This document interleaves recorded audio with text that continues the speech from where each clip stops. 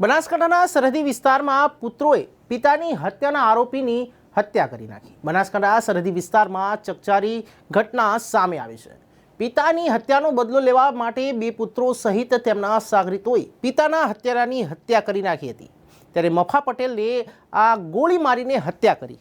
સમગ્ર ઘટનાની વાત કરવામાં આવે તો વાવના તળાવ નજીક શુક્રવારના સાંજના સમયે થરાદ કોર્ટમાંથી મુદતની હાજરી ભરાવી વાવના મીઠા વિરાણા ગામના મફા પટેલે પોતાની પત્ની સાથે બાઇક પર ઘરે જઈ રહ્યા હતા।